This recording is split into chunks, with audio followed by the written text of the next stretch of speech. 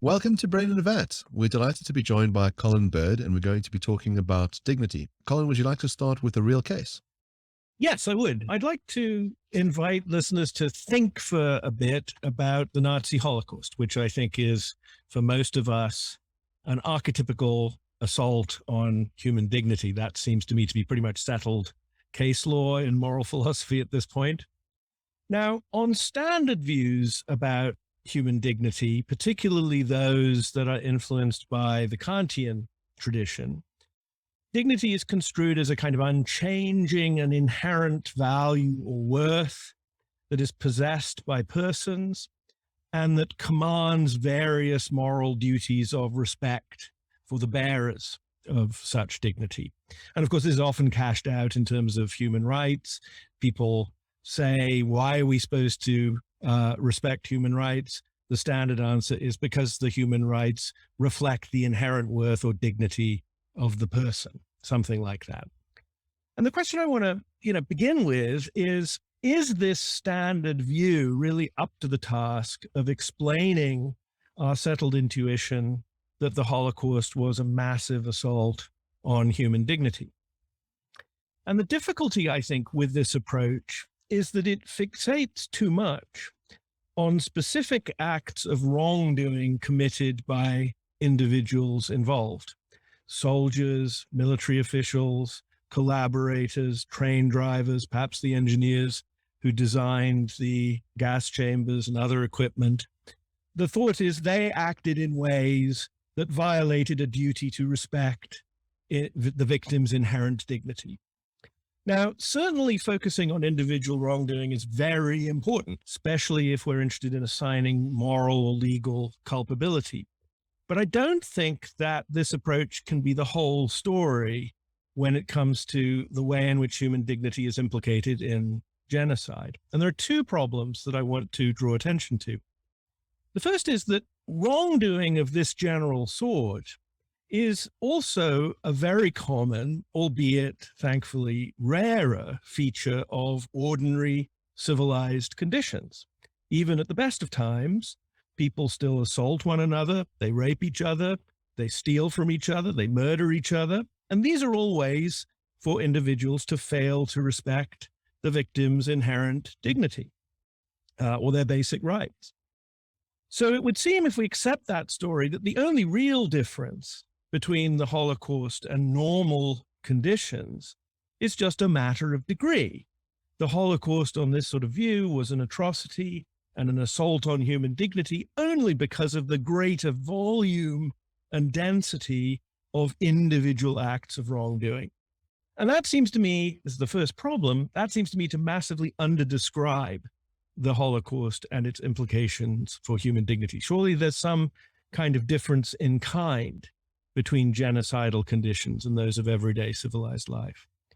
The second problem is that the traditional view assumes that agents' inherent dignity is fixed and unchanging. It belongs to people as an inalienable possession, and nothing anyone does to them can destroy or damage it. But if that's so, then we have to say something that I think is very odd, which is that the inherent dignity of Holocaust victims survived unchanged despite everything that happened to them. They arrive at Auschwitz, they're shoved off the cattle cars, they're separated from their families, they're sent at gunpoint to extermination chambers. Yet in all of this, their human dignity shimmering within them remains intact nevertheless. It was there all along. And the problem is simply that the prison guards and the soldiers failed to notice it and to comply with various duties that it commands. And as I say, I think that's a very odd way to put it. When I see footage of Auschwitz, I see nothing I would call human dignity. I see a radical privation of human dignity. But if that's right, then human dignity isn't something that can just survive unchanged in the face of genocidal circumstances and abuse. It can suffer damage. And I think on reflection, accepting a transient view of human dignity, such that it's vulnerable and fragile, has a key advantage for why care about something whose existence and integrity is guaranteed in any case. Intuitively, we care most about those things that are most vulnerable and most fragile. So the usual assumption that human dignity deserves a kind of adamant, unconditional protection becomes much easier to explain, I think, if we regard it as something transient, vulnerable, damageable, destructible. So the conclusion that I draw from this, and this is what the book I've just written is all about, is that we need a new account of human dignity to do justice to all of this, and that the traditional account just doesn't get us there. So this is fascinating. It's fascinating for me for two reasons. So the one is that I'm very much an individualist, and I struggle to understand notions of groups. I don't believe groups exist. So on your account, I would be missing something fundamental about explaining what is wrong with the Holocaust, what is wrong, what went wrong in a genocide. So the difficulty I would have is it's hard enough to understand what the dignity of an individual means, or what constitutes it, or what's involved. But now you're going to have to tell me what I'm assuming in order to explain what really went on. Your account is going to start to talk about the dignity of a group of people.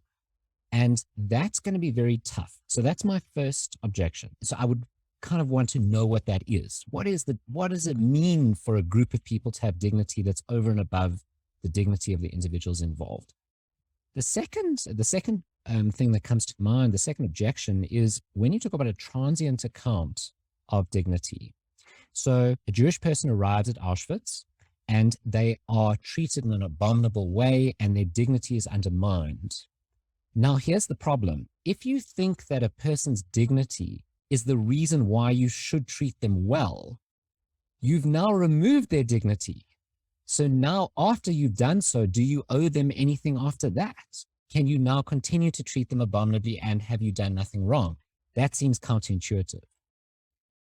Yes, both very good, very good questions. I think I'm going to take the second one first, because I think that's the slightly easier one to deal with. So my response to that is to say that you're reinterpreting my view in traditionalist terms, right? So the traditionalist view just is the strength of a duty, or the reason to comply with a duty to treat people in a certain way, is the fact that they possess something. And you're pointing out that by the logic of such a view, if they cease to possess it, then it would seem that the reason to comply with the relevant expectation would similarly diminish in force, right? But I'm trying to suggest something a little bit more radical than that. I'm trying to completely break with the idea that the ground for treating people in a certain way, the ground of any prohibition, rests on detecting the presence of some possession, right? It's a radically non-possessive account of human dignity. Now, there is one exception to that. That is, I mean, I accept a conception of what I call in the book personal dignity, which really refers to the dignity of demeanor, right? And how you look and how you come across. That's the kind of dignity we lose when we fly off the handle, or sudden, we're emaciated and hungry and we've lost control of our bodily functions and so forth. And of course, that's part of what happened to the victims of the Holocaust. And I think it's important to point out that that was one of the effects of it. It diminished people's personal dignity, right? But since I'm not saying that their personal dignity as a kind of possession of themselves is the reason to treat them a certain kind of way, I regard it more in the way a utilitarian would. It's a consequence that is very, very bad. And that's the reason why we don't want to subject people to that sort of treatment. So that's my general response to the second. The first one, I think, is much more complicated, and it's a genuine worry, because I share actually your skepticism about groups and collectivities as subjects of things like rights and responsibilities and so forth. So what I want to say is that I guess I want to deny that my alternative requires that there be a group that is the bearer itself of this transient kind of dignity, right? I guess I'm inclined to say that we should think of dignity, in my sense, more as an event or a series of events that occur in human interaction, rather than something that is possessed by some collective subject. Now, what you wind up with, on my view, is certainly a relational account of human dignity, but I think it remains loyal to a certain kind of individualism in the following way, right? On my story, it's not that Jason's dignity is just there. I notice that he's a human being with dignity, and I then realize now I have to comply with a duty to respect him in a certain kind of way, right? That's the traditional view. I want to reverse it. I want to say, look, I recognize you as a human being. In recognizing you as a human being, that's going to trigger certain kinds of effective responses. It's going to direct my attention, or fail to direct my attention, towards you in a respectful or disrespectful way. When it triggers, as a matter of fact, that kind of emotional response, then the result is that our relation conforms with some expectation of dignity, or even that our interaction is thereby dignified, right? I think this is consistent with individualism because all of the work is being done by stuff that happens in someone's head, namely in the receiver's head. Right. The difference between my view and the traditional view is just that the relevant individual is not the person who bears human dignity. It's the person who responds to another person in a way as to engender something like human dignity in their relationship to that other person. And I think that's consistent with individualism. It's just it decenters human dignity from the target of our treatment. So I've got two follow-up questions. The one is that dignity strikes me as an ambiguous term. So sometimes when people talk about dignity, they're talking about well-being, and they can talk about how your well-being can be undermined. You can be in a worse off state of affairs. And sometimes we're talking about autonomy, your ability to make free choices. It also strikes me as the case that we could talk about someone's capacity for dignity, and that might remain stable in some senses. In other words, you could have dignity taken away from you, but nonetheless remain to have a capacity for dignity. So there was, in other words, you could have been a possessor of this thing, but you were deprived of it. And so I think you're right to say that any account must take into effect that there's a transience in your well-being states and how much autonomy that you're able to exercise. But in virtue of being an ordinary human being, one has the capacity to have those things, and that remains constant. And so what's objectionable about treating someone poorly is that they are the kind of being that had these capacities. And that's in that way we can recognize that you're doing something wrong by dispossessing them of it. We might also say then once someone ceases to have those capacities, so we can imagine a person who loses control of their mind and let's say loses any ability to experience suffering, that a comatose person might be a good case, that we could say that person who is permanently comatose has no capacity for dignity, and therefore you could not undermine their dignity. They are not the kind of being that can be undermined because they lack the capacity. Okay, there's a lot there. I'm going to leave aside the question of well-being for now, and we can circle back to it, except to say that I think that it's a subtle feature of, as it were, dignitarian discourse, which I want to preserve, that we are talking about something that isn't just reducible to welfare and well-being. So I'm not quite sure what to do with that, but maybe you can elaborate on the way in which dignity might be thought of as a form of well-being. With regard to autonomy, I think what I want to say there is, yes, absolutely, people have a kind of basic capacity for autonomy, but we should call a spade, and that's what it is. It's a capacity for autonomy. It's not in and of itself any sort of dignity. The dignity, or the human dignity, comes in when it's the case that other people's treatment of a person attends to the fact that they are autonomous in the right sort of way. and human dignity is damaged on my account or is rendered, denuded in some admittedly rather obscure way. I mean, I think this is a real problem about my account. We'll no doubt come back to that. But I hope it's a problem to be solved rather than a problem to just destroy the view. The idea is that failing to respect your autonomy, right?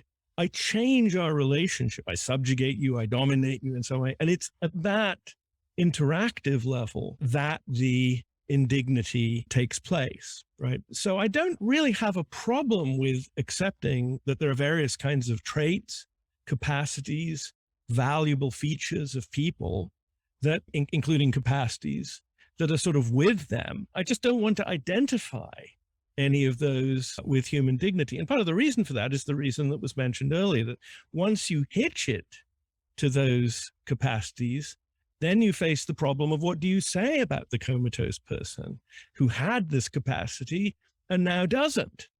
Do we say, well, they now don't have any dignity? And that seems a rather brutal view, and actually not too far away from the sorts of views that the Nazis liked to peddle, identifying some people as fully human and others as subhuman and so forth. And I don't think we want to go down that road at all. Whereas my view, I think, has the virtue with regard to the comatose person, right? That regardless of whether that person is ever going to recover any of their capacities, we can still treat them with or without respect, right? We can take the comatose person and we can treat them like trash, just throw them out the window and kill them. And to my mind, if we were to treat them in that way, that would be, if any observer was watching us do that, right?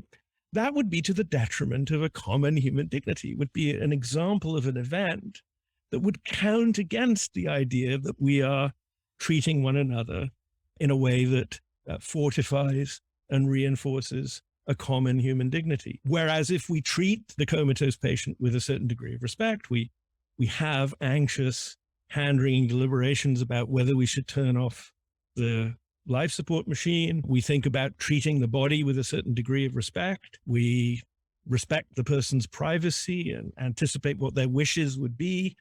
We are attending with respect to that person, even though they're not conscious and able to express their wishes. And we dignify our relationship to them in that way. So I think that's what I would say about the comatose case. So the resident utilitarian sitting in my chair wants to know why you can't just reduce your account to the command, maximize certain dignified outcomes for the people that you act towards. So in all of your relations, maximize dignified outcomes.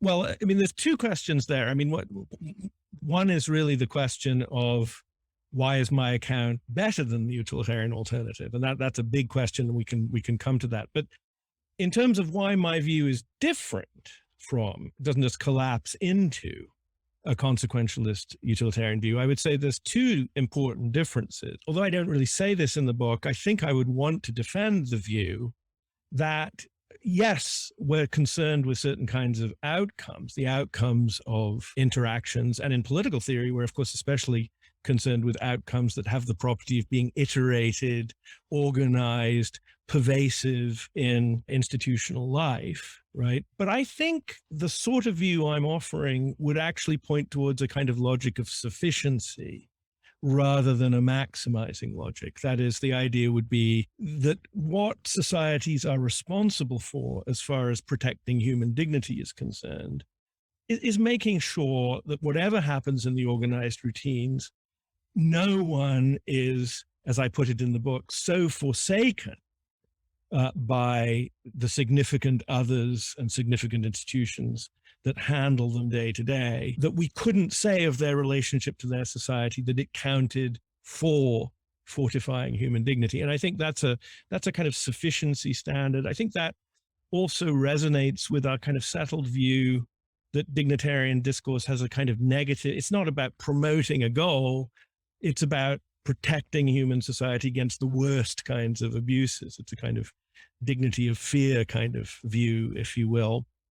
And then I would also suggest there's a second difference, which is I don't think that the outcomes I'm talking about are hedonic or to do with welfare. They are just outcomes about the disposition of human relationship. And I don't think it's about the well-being of a collectivity either.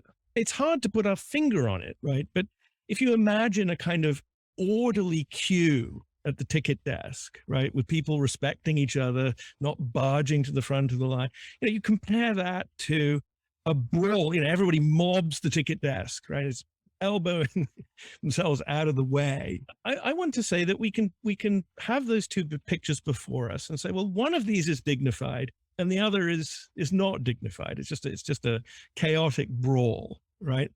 And I don't think that difference is a difference in terms of anyone's well-being. I mean, it might be the case that the people doing the brawling are having a great time doing it. Maybe that's why they're doing it. Maybe they're soccer hooligans who are just loving it, right? They just want a good punch up, right? But it still lacks a kind of dignity that is present if people observe an orderly queue. And I don't think it's about welfare. Couple of questions. The one is it possible to talk about dignity without reference to society? So is it possible for Robinson Crusoe is on his island? Does he have dignity? Does dignity talk make any sense? The other one would be whether one can have your dignity undermined not by other people, but by events. So, for example, a disease, a volcanic eruption, whether we could talk about dignity being undermined in those cases. And then the third would be, you made reference to humanity and human beings. And the example I gave of the person, well, the human who's in the coma, who some will argue is no longer a person because they lack the sort of personhood qualities, but they are still part of the class of human beings. Whether you think there are non-humans who could be treated with dignity or have this capacity for dignity, whether it makes sense to use dignity language in referring to animals, let's say. Yes. Okay. Well, I mean, I think the Robinson Crusoe one is reasonably straightforward. I mean, I'm assuming we're talking about a Robinson Crusoe who is to some extent socialized. I mean, they're not completely feral. They weren't just raised by wolves on this island. They were members of society and now find themselves marooned, as Robinson Crusoe was, on a desert island. Right. So, I mean, in that case, I think I would say that Robinson Crusoe at that point doesn't really have to worry too much about privations of human dignity, in my sense, because there aren't any others around who threaten. Now, that might change if the US military suddenly decided to use that island as the site of a nuclear test and not pay attention to the fact that there's an innocent victim there, right? Then we'd start to move into the right sort of territory. The only other sense in which I think dignity is at stake, I mean, as I mentioned before, I distinguish between human dignity, which I think is the dignity that's really important politically and in the context of political and institutional criticism, and then personal dignity, which is your ability to maintain a certain kind of dignified bearing. And that is certainly something to which Robinson Crusoe is liable to reductions of, right? Because if you're struggling to survive, Joseph Raz in The Morality of Freedom has an example to illustrate his concept of autonomy. And he talks about a hounded woman who is living alone on an island, and she's being pursued constantly by this monster on the island. And she never has a moment, right, to do anything except try to strategize how on earth to escape this animal. And his point is that's an image of unfreedom and complete lack of autonomy. And I think it would also be, partly for that reason, a situation that would be very hard to regard as one refracting personal dignity, right? Because you don't have any time to be peaceful, to be placid, to live a kind of proportionate life. You're just constantly engaged in this desperate struggle, right? And of course, if you're struggling to eat, you're emaciated, your mind you start going crazy, right? And again, that might denude a person of their personal dignity, right? But so in that sense, I think Robinson Crusoe is liable to deficits in dignity. But as long as there aren't other people around, I don't think human dignity really enters the picture. Now, as far as the very interesting question of human relations to other animals, is concerned. I haven't thought a lot about this and have been aware that I should have said more about it and thought more, because it's obviously been a big topic in recent years. And I think there's also the very interesting question of what would become of human dignity if we were suddenly invaded or visited by a highly superior species. That's an interesting set of questions as well. I guess what I want to say about animals as a first cut is just that the same logic applies, right?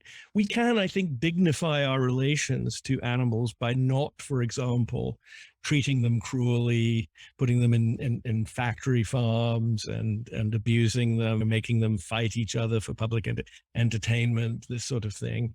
We can do all of that, and it can conform to the logic of my story because we're attending to them in something like a respectful way. And we are thereby investing our relation to them with a certain dignified quality. But of course, it would be very odd to say that this counts for human dignity, except insofar as we think that being basically responsible humanitarian people and being attentive people itself reinforces a sense that as a species, we have a certain kind of self-respect as a species in the way we treat other animals, right? But in terms of our treatment of wolves and chickens and dolphins and whales and so forth is concerned, I don't think you couldn't describe this as enhancing human dignity because we're talking about interspecies relations. But that doesn't mean that we couldn't describe it in terms of some kind of dignified relation to nature. It's just that it wouldn't seem right to label it human dignity. Something that I'm curious about is whether you can provide a non-circular account of dignity. So when I ask you, well, how should I behave towards someone? You say that I should behave in a way that treats them with dignity. But that seems circular, right? I need to behave in dignified ways. That's the account of what dignity is. Yes. Well, there is certainly a danger of that. But again, I want to emphasize how far I want to avoid thinking about dignity in terms of moral duties on the part of individuals to treat people in a certain kind of way. For me, the important question is whether, not whether as a moral issue, you should or shouldn't treat me in a certain kind of way. I mean, that's the traditional way of setting up the problem, because in moral and political philosophy, dignity has come in under the aegis of a certain kind of strongly applied ethics vision of why this category is important, right? But I'm trying to get away from that entirely. So I'm not so interested in the question of offering guidance to individuals who are deliberating about how to treat others, right? I'm interested more in the factual question of, is it in fact the case, right, that you can count on triggering in others, especially those who have institutional power over you? Is it in fact the case that you can count on those institutions attending to you in a respectful manner, right? And that's sometimes true and it's sometimes not true. And it's spectacularly not true in the case of Eastern European Jews and Gypsies who were the victims of the Holocaust, right? They are radically denuded of the de facto power to command respectful attention because of the various features of strange, racist, fascist features of the regime that confronted them, right? So I think the issue of circularity sort of diminishes if one just says firmly, this account is not meant to be an account that is offering individual guidance about how to treat others. It's more a diagnostic account that allows us to assess in a critical way whether all is well from the point of human dignity with the organized structures of human life for which we are commonly responsible, right? And so I think the worry about circularity would at least diminish, right? I mean, I say at various points in the book, or maybe only once actually, that this is sort of an attempt to naturalize human dignity in an almost Hume way. And I think it's striking that actually this worry about circularity is precisely one that Hume himself mentions in the treatise. And I think he gets around that problem in something like the same way I'm proposing to, by transforming the question less into a kind of normative question of what should I do and how should I deliberate about what I should do, and turning it into a more anthropological, empirical question about, well, what actually happens when certain groups of people confront others and in fact produce or fail to produce a certain kind of effective reaction. And that's a matter of fact. It's in principle subject to empirical assessment. To go back to the Holocaust example, I mean, I think that's what should really strike us, right? Even if these people screamed at the guards and said, look, I'm a human being, right? That's going to, in fact, have no effect whatsoever. The various beliefs, attitudes that have been drilled into the military people who are running the Holocaust, they disable any of those valuable reactions to others. And that's where the problem lies. But it's not the problem, I think, that the Nazi prison guard failed to deliberate adequately about how he should treat the people coming off. That we've left the deliberative field so far behind in the dust. We're now talking about whole structures of habitual and psychically embedded behavior. And that's, I think, the right level of analysis. And I don't think there's a circularity there. So one of the ways of thinking about these problems that social ontologists adopt, one of the methodologies, social ontologists or philosophers are interested in the existence of social phenomena. And different accounts of social phenomena are what might be termed objectivist accounts versus subjectivist accounts. So objectivist accounts look at social groups and social phenomena from the outside. You don't need to know what's going on in the heads of the individuals involved. You don't need to know their intentions. You look at their behaviors. You look at coordination among the members, and you look at how they treat one another, and you look at the effects. And from the outside, as it were, you ascribe certain properties to the system. And you say, well, the system is functioning in certain ways that are good or bad or problematic, etc.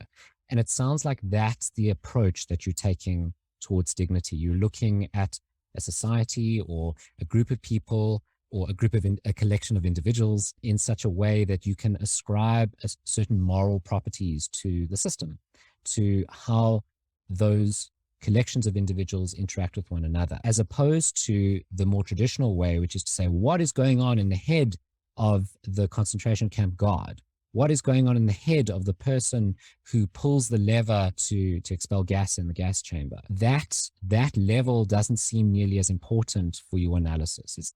Am I understanding this correctly? Well, yes and no. I mean, I think it's really just the aspect of the inward turn that I want to resist, I think, is the part that heavily stresses personal moral deliberation about how I can be a righteous person who acts with probity and morality, right? That I definitely want to usher off stage as being unhelpful for revealing how human dignity might be a useful category in political discussion and political criticism. That's right. But it retains a kind of inward-looking element, because I'm suggesting that human dignity is constituted in part by sincere emotional responses to other people. And that this could be a weakness of my view, because of course it means that we're constantly going to be imputing to people's inward mental states certain properties on the basis of bare symptoms, right? What we see in their behavior.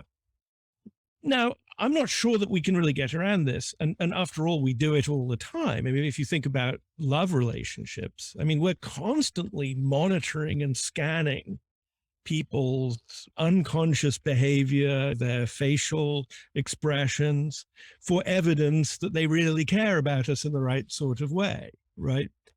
In that sense, I think my account preserves an inward-looking aspect. And this could be a problem for it, because it means that there's going to be a lot of dispute about whether that really meant that we didn't respect you or something like that. And I think I have to bite the bullet and say, well, that's going to be a problem that would have to be solved if this account were to be developed further. But I don't think it's. I would also want to resist this sharp divide between a kind of objectivist and subjectivist account, because I mean, I think even for other fairly familiar social properties like money, for example. I don't think when we try to understand what money is and how it circulates and its significance, I don't think you can just talk about that in terms of empirically observable circulate. I mean, sometimes that's okay. We can talk about the velocity. We can measure the velocity of money, right? The speed with which bills are actually physically moving through the economy. You could do that, right? But to fully understand money, you also have to understand something about why, for example, a person is not going to accept some little kid's counterfeit £5 note when they attempt to pay for their sweets that way, right? Or why somebody's going to feel terrible if they suddenly go bankrupt, if their bank account suddenly is denuded of all cash, or because of some identity theft scam. So I think there's always going to be an interaction between the inner and outer with regard to these social phenomena. And I don't think my account differs from standard. I mean, justice, same thing, right? It's some kind of social property, but we can't really make sense of that social property unless we think about what it's like to resent things on the inside and to be indignant at certain things from the inside. So could you sketch out for us a society that you would say has human dignity and one that doesn't have human dignity? In other words, if what you're trying to do is partly an empirical project, and I suppose to get a sense of how much moral language is taken away from it, really, whether it is naturalizing dignity in the same way that we could describe the difference between a building made of wood and a building made of steel, we could just pick out those features. There'd be nothing moral in either of those things. Can you give us descriptions of those two different places? Yeah, I mean, I think the easy answer to that question is also not very informative, and it's just to say, well, I mean, look at the Holocaust. The Holocaust is an example where there just isn't dignity in my sense. It's basically within that particular frame of events, it's basically non-existent, right? I mean, there's a group of people there who certainly have value. They certainly have all the capacities you were talking about before. They just completely lack the power to get any of those capacities and valuable features to make any difference to their conditions of life, right? So that would be an example of a social situation radically denuded of dignity. I think certain kinds of civilized, there are lots of problems with universities, don't get me wrong. But if you think of the 21st century university, basically orderly, yes, constantly underfunded and with all of the usual sort of internal politics, but basically this is an institution organized around and intended to treat one another's members so as to bring out their valuable features, to treat them with respect, both in the learning environment, but also with regard to other forms of treatment on campus. I would say the modern 21st century university is a good example of a kind of social situation that's doing pretty well in terms of all of the anxiety about making sure that we're being inclusive and not excluding certain kinds of people and being appropriately attentive to diversity and so forth, right? That is a good example of an institutional framework that's doing pretty well. But I also don't think these examples are the interesting ones, because I think those are relatively uncontroversial. I think my view is only going to have legs if it can give us some critical purchase on more controversial questions. So, and I don't give an answer to this in the book, but I have the very strong intuition that my view requires that there be a serious and healthy form of democratic mutual engagement, for example, because what it is to be a democratic citizen is, on my view, not just to sort of stand on your demands and say, well, this is what I want, and then we kind of duke it out. What it is to live in a democratic society is to be willing to attend to the complaints and grievances of others and to listen to people who are describing the challenges they're facing, and to spend at least some energy in trying to think about what we could collectively do to respond to them, right? So that's what sort of democracy, what are the conditions for a dignified democracy to meet in order for us to say this instantiates a society in which a sufficient level of dignity is being met with regard to all participants. That's where it gets both more complicated, more difficult for me, but also potentially interesting, because the hope is that by cashing some of this out, we might reach some surprising conclusions that some widely accepted democratic practices simply aren't up to the job. I mean, I would, for example, we didn't talk about this in the book, but I mean, I'm quite interested in the question of whether the political party is really a good vehicle for democratic self-government. And one reason to think not, from my point of view, would be, well, the problem with political parties is that the people who are supposed to be representing us are thinking more about their tribal allegiance to their party than they are about their constituents. And to the extent that that's the case, they're disrespecting their constituents and denuding the democratic process of the sort of respect that would count for human dignity. So that's the sort of judgment that I would want to kind of develop further, and where I think this could pay some real dividends. So it's interesting to me that you describe the 21st century university as a paragon of dignity. I mean, there's some sense in which I can see how the ideal of a university is that. In other words, it's a place for inquiry, it's a place for exploring a range of ideas, where people do so in a manner that's about mutual respect and recognition. But it strikes me that one of the features of universities of the last 10 years is, while talking about inclusivity, to do the exact opposite, which is to say that there are certain views which we will not tolerate, and if you utter those views, you will be cancelled. And it's to deprive people of that freedom, to deprive them of their ability to engage in certain realms.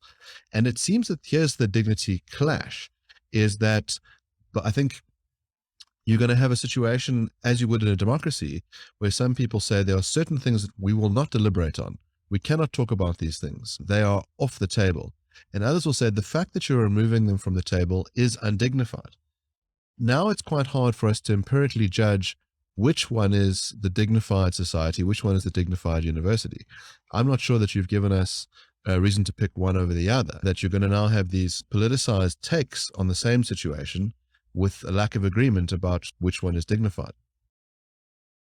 No, I certainly haven't given you a reason, but I would certainly hope that the kind of account that I'm giving would deliver something like, because I'm very sympathetic to the worry that you express about the sort of quiet encroachment on free discussion that's going on, the excessive identity politics and so forth, the almost obsessive, desire to captiously identify people to cancel because they have the wrong sorts of, the sort of country club view of the country club left, as I like to think of it, constantly trying to identify people who are unworthy, right? But I would say two things about that with regard to maybe the virtues of my view. I mean, one is, from a dignitarian standpoint, that sort of view just seems to me to be a regression to ancien regime dignity. Actually, it's like dignity is an honor culture in which there are some people who are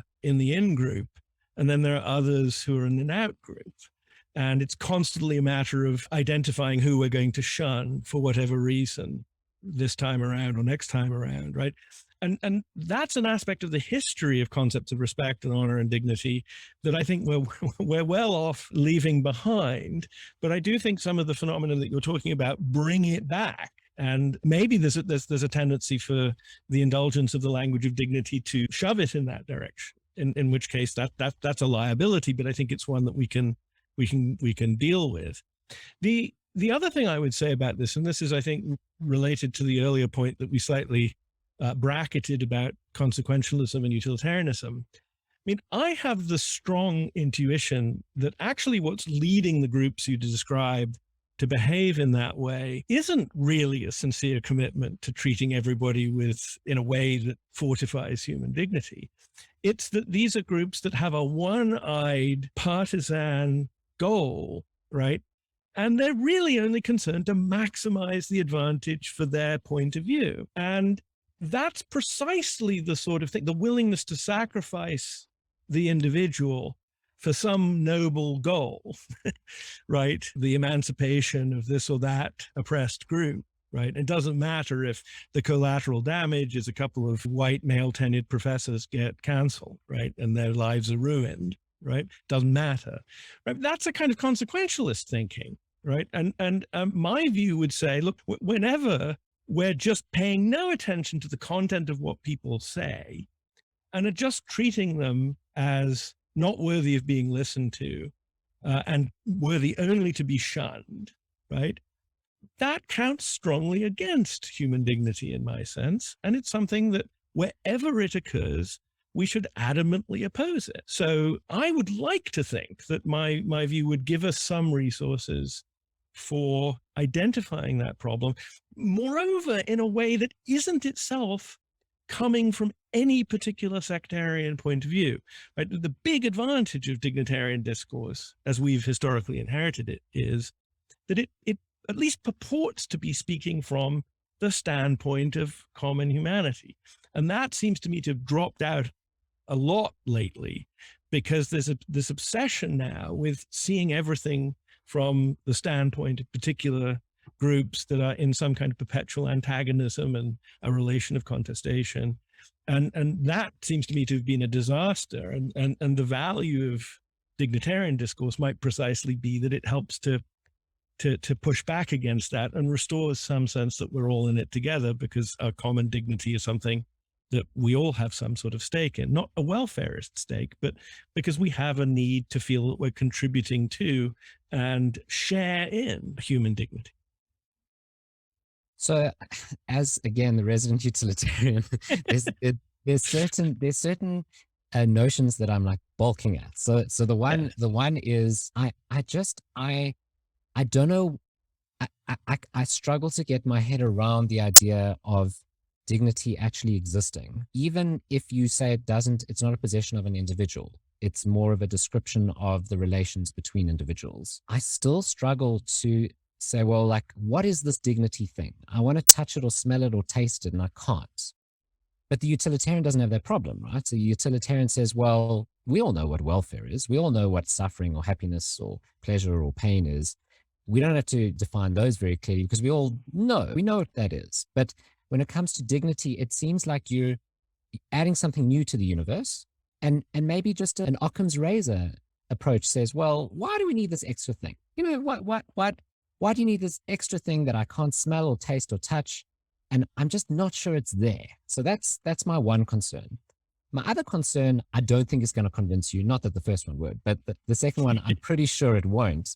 But someone who's on the fence might be swayed by it. And the concern is this: well, when welfare or utility and dignity clash, why should we say that dignity wins? Now, some of the cases you've given involve a clash, and in those cases, dignity should win, right? So, for example, throwing out a bunch of tenured white male professors in order to promote some sort of ideology, that seems like, as you said, a certain utilitarian or consequentialist way of thinking, and it seems quite horrible and not something we'd want to pursue.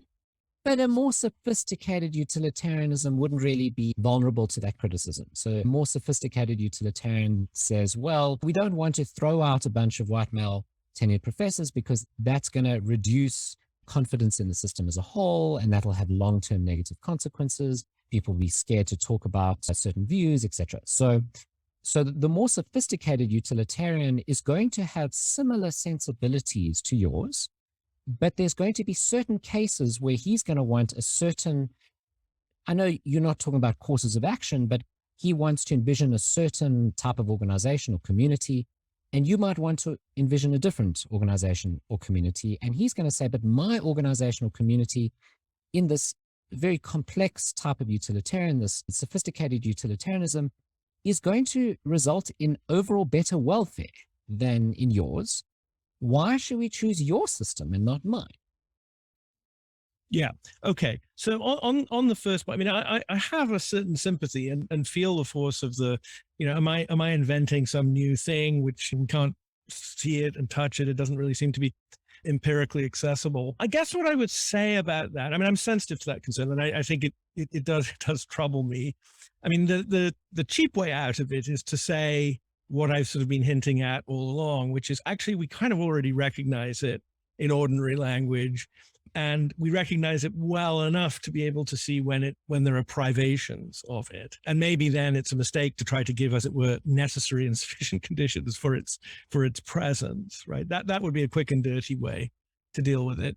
But I guess I would also be inclined to go a little bit more on the offensive and say, well, is it any more occult than, for example, the concept of wealth or prosperity, right? I mean, when you know, when you go to a poor country, you're in a poor country.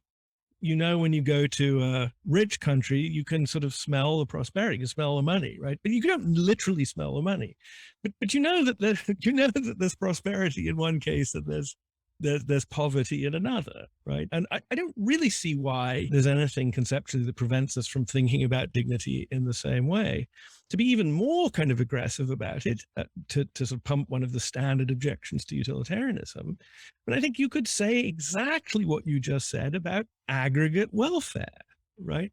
I mean, my pain and suffering is indeed tangible. Your pain and suffering is tangible to the extent that I see you writhing in agony and so forth and showing off something.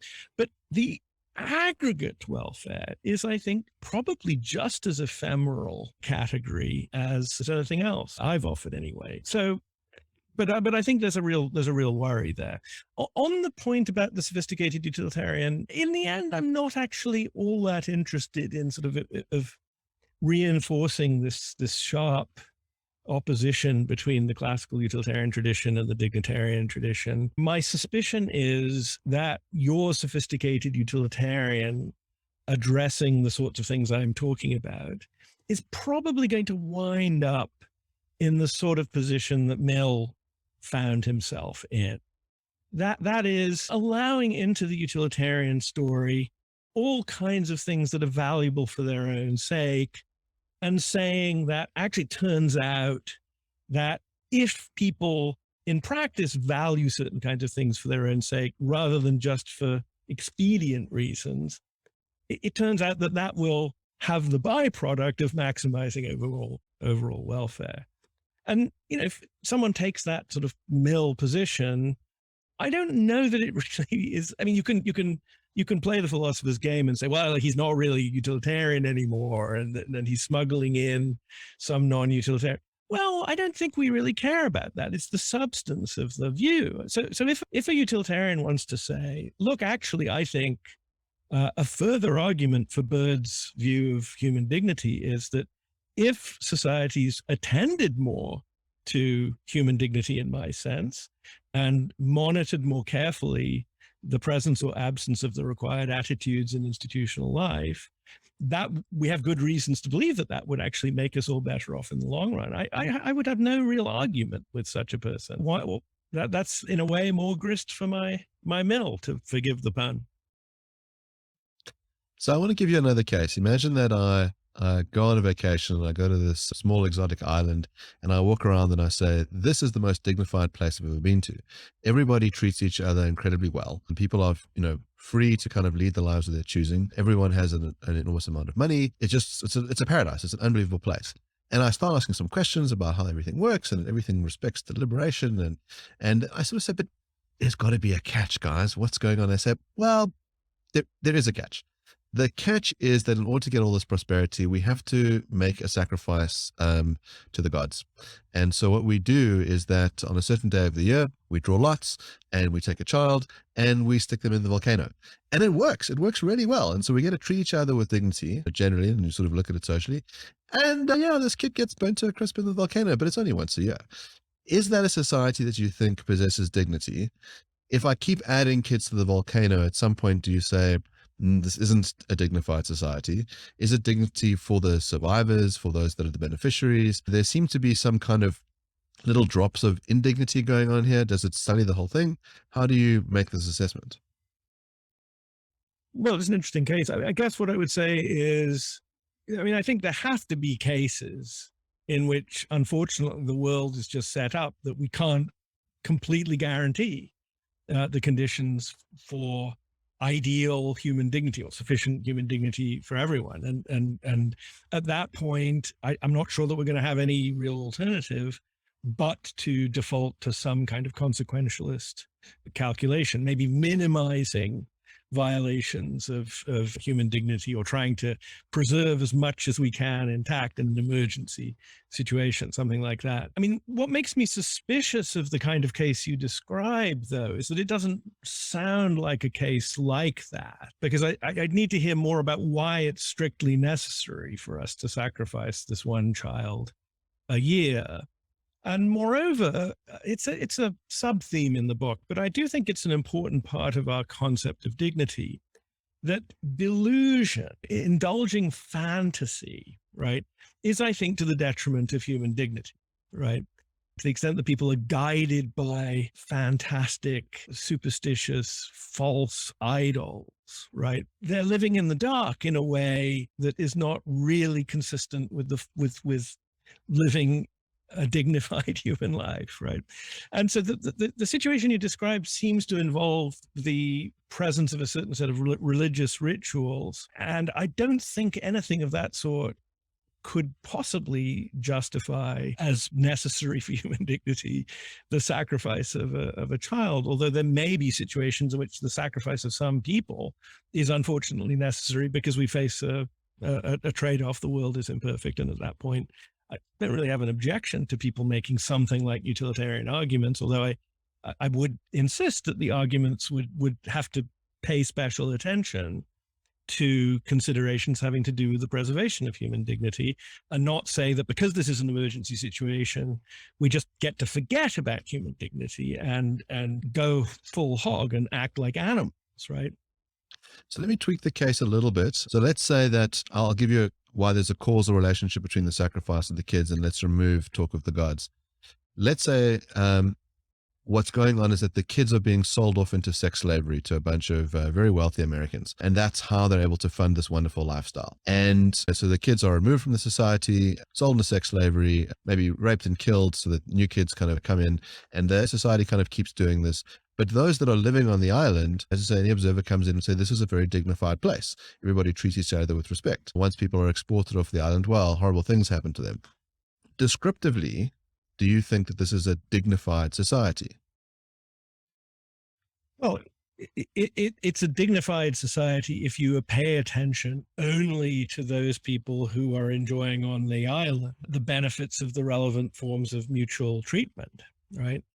But the point about talking about human dignity, and this is, I think, actually in common with the utilitarian tradition, is that it won't permit arbitrary exclusions on whose lives are taken into account, right?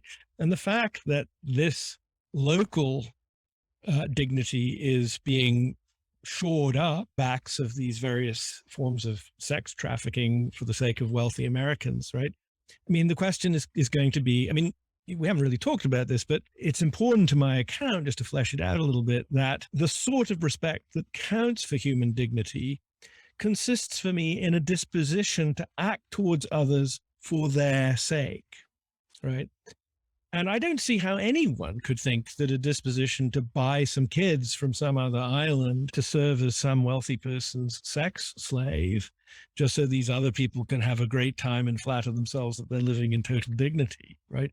I don't see how anybody could say that this is acting for the sake of the children who are sold into sex slavery. It seems precisely the opposite. It seems like they're precisely being forsaken in order to gratify other kinds of desires. And this is the feature of even my view that retains a kind of opposition to certain kinds of consequentialism, right?